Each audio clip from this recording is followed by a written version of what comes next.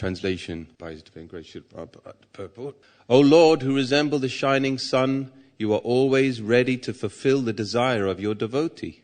And therefore, you are known as a desire tree, Vancha Kalpataru. When acharyas completely take shelter under your lotus feet in order to cross the fierce ocean of nescience, they leave behind on earth the method by which they cross. And because you are very merciful to your other devotees, you accept this method to help them. Srila Prabhupada's purport. This statement reveals how the merciful acharyas and the merciful Supreme Personality of Godhead together help the serious devotee who wants to return home back to Godhead. Sri Chaitanya Mahaprabhu in his teachings to Rupa Goswami said, Brahmanda Brahmite Kona Bhagyavana Jeev Guru Krishna Prasadi Bhai Bhakti Lata Beach. One can achieve the seed of Bhakti Lata, devotional service, by the mercy of Guru and Krishna. The duty of the Guru is to find the means, according to the time, the circumstances, and the candidate, by which one can be induced to render devotional service, which Krishna accepts from a candidate who wants to be successful in going back home, back to Godhead. After wandering throughout the universe, a fortunate person within this material world seeks shelter of such a guru or acharya, who trains the devotee in the suitable ways to render service according to the circumstances, so that the Supreme Personality of Godhead will accept the service. This makes it easier for the candidate to reach the ultimate destination. The acharya's duty, therefore, is to find the means by which devotees may render service according to references from Shastra. Rupa Goswami, for example, in order to help subsequent devotees, published such devotional books as Bhakti Rasamrita Sindhu. Thus, it is the duty of the acharya to publish books that will help future candidates take up the method of service and become eligible to return home back to Godhead by the mercy of the Lord. In our Krishna consciousness movement, this same path is being prescribed and followed. Thus, the devotees have been advised to refrain from 4 sinful activities: illicit sex, intoxication, meat eating, and gambling, and to chant 16 rounds a day. These are bona fide instructions. Because in the Western countries, constant chanting is not possible, one should not artificially imitate Haridas Thakur, but should follow this method. Krishna will accept a devotee who strictly follows the regulative principles and the method prescribed in the various books and literatures published by the authorities. The acharya gives the suitable method for crossing the ocean of nescience by accepting the boat of the Lord's lotus feet. And if this method is strictly followed, the followers will ultimately reach the destination by the grace of the Lord. That's the second time or third time it's been mentioned.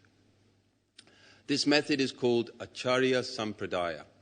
It is therefore said, Sampradaya Vina Ye Mantraste Nispala Mata, Padma Purana. The Acharya Sampradaya is strictly bona fide. Therefore, one must accept the Acharya Sampradaya. Otherwise, one's endeavor will be futile. Srila Narottam Das Thakur therefore sings, Tandera Charana Sevi Bhakta Sane Bas Janama Janama Hoye Abhilas. One must worship the lotus feet of the Acharya and live within the society of devotees. Then one's endeavor to cross over nescience will surely be successful. Swayam Samaturya Sudustaram Juman Bhavanavam Bhimam Adabra Saurida Bhavat Padam Baruha Navam Atrate Nidaya Yata Sad Anugraho Bhavan. O Lord, who resemble the shining sun, you are always ready to fulfill the desire of your devotee. Therefore you are known as a desire tree, Vanchakalpataru. When acharyas completely take shelter under your lotus feet in order to cross the fierce ocean of nescience, they leave behind on earth the method by which they cross. And because you are very merciful to your other devotees, you accept this method to help them. Omadhyanatimidandasya gyananjana shalakaya chaksusan militam jena tasmai Shri Gurave Namaha. Jai Shri Krishna Chaitanya Prabhu Nityananda Sri Advaita Gadadha Shiva Sadi Gaura Bhakta Vrinda. Hare Krishna, Krishna Krishna, Hare Hare, Hare Ram, Ram Ram, Hare Hare.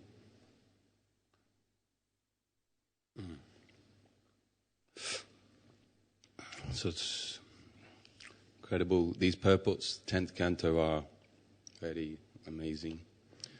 And a lot of our most famous verses are found in this 10th canto. These are the last chapters, purports, Srila Prabhupada's writing. What happened to this? So this material world's Durashaya. It's a very bad place, very bad shelter. Thank you. Great. It's a very, very bad place. And under illusion, out of ignorance only, the poor living entities are taking birth after birth in this material world.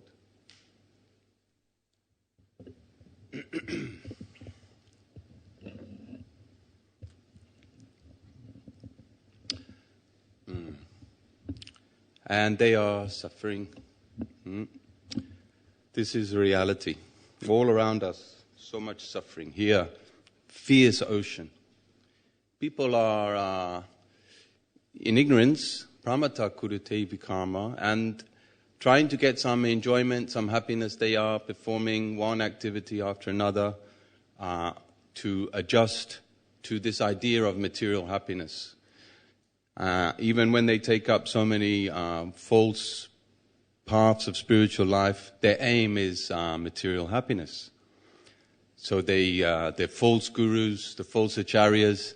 They say, come to us, put your leg behind your head, wear some stupid yoga clothes, and you'll be happy. You'll get fit and healthy. You'll get healed.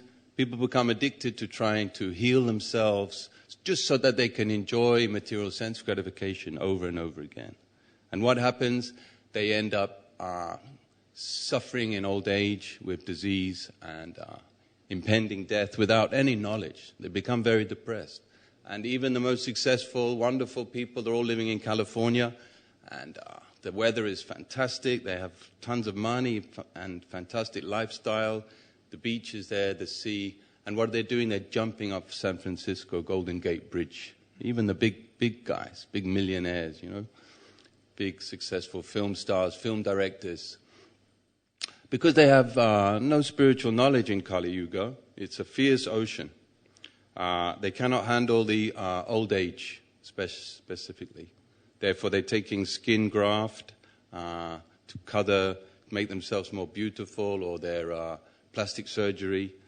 So their ignorance is so strong that they do anything, ignoble thing, to maintain this bag of stool. His body is a bag of stool, actually. And the spirit soul, he longs for an ocean of happiness with his Lord, Krishna, who is very merciful. And he has set up this creation with the Vedic knowledge. And one of the themes of this is the authority of the Acharya. So Krishna is the original Acharya, he's the original Guru. And who does he initiate? Who does Krishna initiate? Lord Brahma. Adikavaye, Hrida, Tene Brahma, Hridaya, Adikavaye. So Krishna, he's the Acharya, and he initiates Brahma with Vedic knowledge. So all Vedic knowledge is given to Brahma, and this is coming down. Brahma gives it to Narada, Narada gives it to Vyasadeva. Vyasadeva writes all the Vedas, it contains all knowledge of Ayurveda, astrology, ritualistic activities for elevation to heavenly planets, to achieve material desires, millions of Shastras, Atharva Veda, Samaveda, all the different hymns and songs for appeasing the demigods to fulfill material desire, all even basic knowledge, mathematics, architecture, all given to Brahma, and he gives it to his disciples and it comes down, and therefore people have knowledge. Prabhupada says that the child, he said to the father, what is that disc in the sky? So the father, he has higher knowledge. He said, this is the sun globe. It's very big, and because it's so far away, it looks very small. So he is the authority to his son. So we're born in ignorance, and everything we have to learn, basically from scratch. So Brahma was given this knowledge, he gave it to Vyasadeva, and even after Vyasadeva gave all this knowledge to the world, he was feeling dissatisfied, unhappy. So Krishna, Narada Muni came and said, oh, you're very unhappy. That's because you haven't specifically described the pastimes of Krishna and pure devotional service without any contamination. So in order to be a real acharya, you have to give this. So Vyasadeva in his maturity, having been instructed by his guru, then he writes a Srimad Bhagavatam. And this Srimad Bhagavatam is the key to success for all living entities. Yeah. So my point is that it's coming from Brahma to Vyasadeva, Vyasadeva to Punapragya and Madhvacharya, and Madhvacharya to Srila Madhavendra Puri, Ishvara Puri, then Chaitanya Mahaprabhu comes. So the Lord, he's very attentive. He doesn't create this material world and leave you all suffering in misery on the ocean of birth and death. No, he comes himself. He sends acharyas, he sends his devotees over and over again. And what do, these acharyas? They teach the one dharma. There is only one dharma, that is to serve Krishna. Just like in the spiritual world, everyone is serving Krishna. And Krishna, what's his dharma? He likes to serve the devotees. So there's a reciprocation, and happiness is there. When Krishna comes and sees his devotees, he becomes so happy to see them. And when they see Krishna's becoming happy from seeing them, they become more happy, and then Krishna becomes more happy. So like the happiness is just increasing unlimitedly, because there is the pure love. So this one dharma, when it comes into this material world, it becomes contaminated by the modes of nature, by material desire. So that one religious principle of pleasing God becomes millions and millions of different religions and ritualistic performances. So the merciful acharyas come again and again. Even Krishna says to Arjuna, I give this knowledge to the sun god, but now it's become lost. I've come here to revive it. Evam parampara praptam. This knowledge is received in the system of parampara, disciplic succession. Nivrittitase upagiyamanat. This shloka is there on the introduction to Krishna book. And the curious thing is, there's no reference. Srila Prabhupada's right, this is Sanskrit. He doesn't say this is from the 10th canto. He doesn't even give the English translation. He doesn't even refer to it, actually. It's just there. And I just read in I read in the 7th canto when he's talking about chanting the holy name in the purport to the famous verse, Shravanam Kirtanam, that Prahlad Maharaj speaks to his father. In the Kirtanam verse, Prabhupada says one can chant a couple of shlokas to the holy name in order to get free from offense. And he mentions this shloka, Nivrittatashe Upagiyamanat, which means that the glorification of the Supreme Personality of Godhead is coming down in disciplic succession. And this glorification is nivritta. It means it's free from any desire for material happiness, and it's free from any desire for sinful happiness. So this is the quality of bhakti, pure devotional service, is that the devotee, he may have so many rascal, sinful desires, but he wants to get rid of them. And his thing is that I'm fallen in this world, Lord, and I just want you to pick me up. And I'm busy chanting your holy name and purifying my consciousness. So the quality is he doesn't want sinful life, and he doesn't want elevation to heavenly planets. He doesn't want to enjoy. And Srila Prabhupada says that sometimes the fruitive activities of the Vedas, they resemble bhakti. They're chanting mantras, doing puja, coming to the temple, even worshipping the Lord. But in their heart, their desire is for enjoyment. So devotee has to get rid of this enjoyment idea. And he does this by the fierce distress. That's why Kali Yuga is so good, because it's very horrible place. Fierce, like it says here. So the devotee is not meant for this world, he's meant to go back to Godhead. So this is the greatest. When you go back to Godhead, then it's all over. You're eternally liberated. So Krishna, he's described as one who cuts the cycle of birth and death, one who ends, he's a bridge for crossing over the ocean of birth and death. So we just do this one dharma, Sarvadharma Parityajya. This is what Krishna means. Give up all other dharmas, all other ideas to perform religious activity for any material purpose or to deviate from religious activity, spiritual life. This may take us 20, 30 years to get it together, to become serious. You know, I spoke to one devotee, he had cancer. He said, after the cancer, I got serious, you know. And what does serious mean? Serious means that you always chant 16 rounds attentively and you follow the regulative principles strictly. There's an interesting purport in Nectar Instruction where Prabhupada says, Bhaktisiddhanta says, anyone who doesn't chant 64 rounds, they're fallen. And Chaitanya Mahaprabhu says, unless you chant 100,000 names, which is it 64 rounds? Yeah.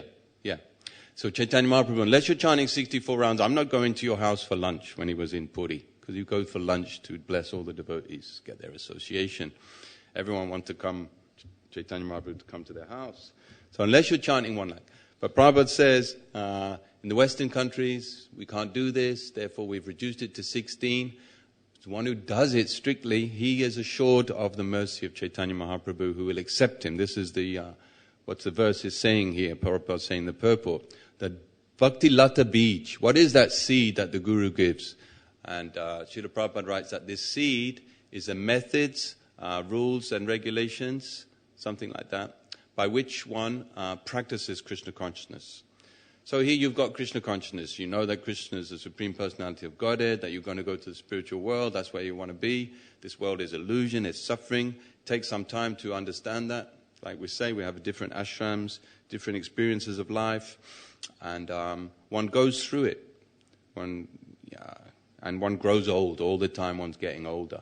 And as the body gets older, you become wiser because it starts to give you so much trouble. Your knees, your kidneys, whatever, your liver, your hair, everything degrades. The body's horrible, miserable. And we've got to realize that. So that takes time. And all the time one practices pure devotional service alongside his normal material life. See? We don't have to worry about doing anything extraordinary. So the methods, rules and regulations, they are learned in the association of devotees, and the Acharya teaches them, and it's actually been made very, very simple. Just to chant the 16 rounds, that's one thing, and to follow the 4 regular principles. Prabhupada says this is our austerity. In the Vedas it talks a lot about, in ancient times, the kings going to the forest and practicing austerities. You know what austerities they were practicing? They weren't eating. Just eating very simply, or very little. They didn't have, Bhogarti, Rajbhog from their palace, puri, sabji, dokla, rice, sabji, halava, laddu, burfi, sandesh. They didn't get that in the forest. No. They're just eating some really simple, like, even if you can't make a fire, you just soak the rice and the next morning it's ready, so you just eat some rice like that. So they're performing really severe austerities. They're not possible for us. We can't even follow Ekadasi, which that's a big deal, just to give up grains for the day, So that's not important. Prabhupada didn't stress all these billions of rules and regulations, these special titis and this and that and all them. Just chant 16 rounds. And the circumstance is that all around you is Kali Yuga. People are suffering so much. You watch, you're young now, some of you. people are going to become more and more to this Krishna consciousness movement to take shelter. And they're going to need shelter from you, and you, and you, and you're going to have to advise them of the philosophy and set a good example, because the suffering is going to increase only. The idea of material enjoyment is ridiculous. And Kali Yuga means that idea of material enjoyment is expanded unlimitedly. You know, it's just an idea. But after 60,000 years of modern human history, that's what they say. They say that this 60,000 years human beings, civilization or something. So you walk down the high street. After 60,000 years of human life, what have we got? The pound shop, yeah? Or the 50p shop. This is the material world. You know? Some advancement, right?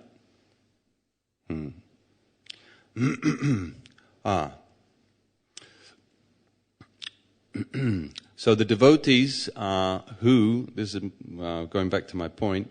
So your service, main service to please the Lord is to go out and help those people. Even though we're not perfect, even though we are struggling, if we go to help the conditioned soul, we get the mercy of Chaitanya Mahaprabhu.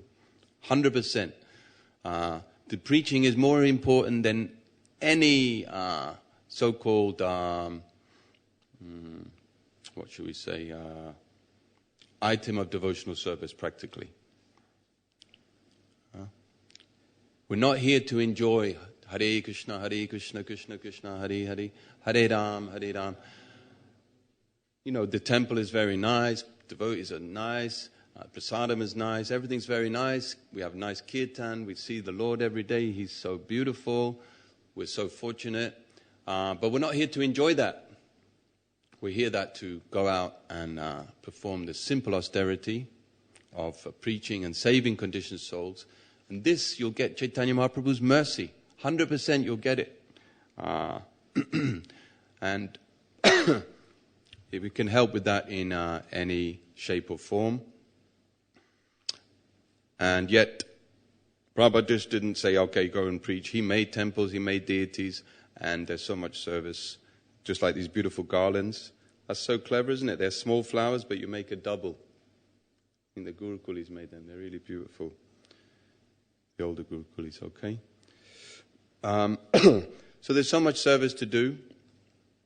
And all the time we have to think of Krishna as much as possible and free the mind from thinking of material things. This is the whole process to remember Krishna. And here at the end it says, one must worship the lotus feet of the Acharya and live within the society of devotees. Then one's endeavor to cross over the essence will surely be successful. Just like, is Ganesh is gone? He's not here, yeah. So he was living in Sheffield before. I don't think he was living in his flat in Sheffield. He'd be able to distribute as many books as he did. So when you live in the association of devotees, this energy, this spiritual energy just comes and we can achieve amazing things. Like the man distributed over 100,000 books.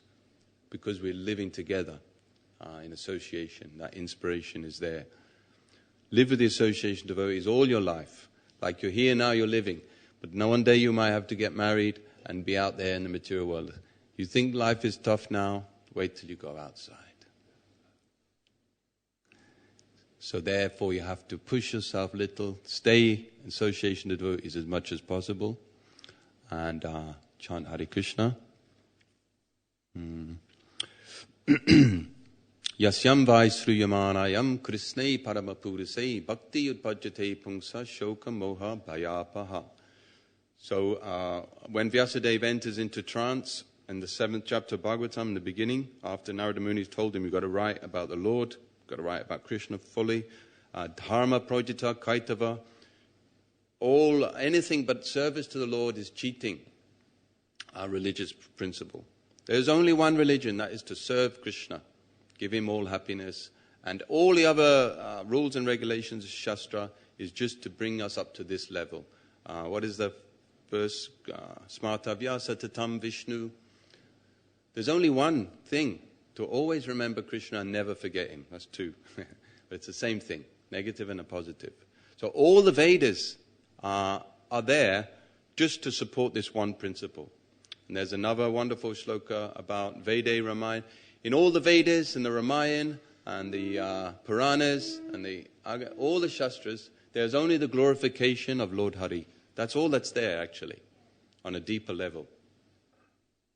But the fruitive workers, the speculators, the mental speculators, those who are attached to Vedic rules and regulations, they don't know this truth. What I mean to say is you can read all the Vedas, you may not know the truth just by studying the Vedas. Nihitam tako pratishta shutaya nabina nashabrishiyasya natad nabinam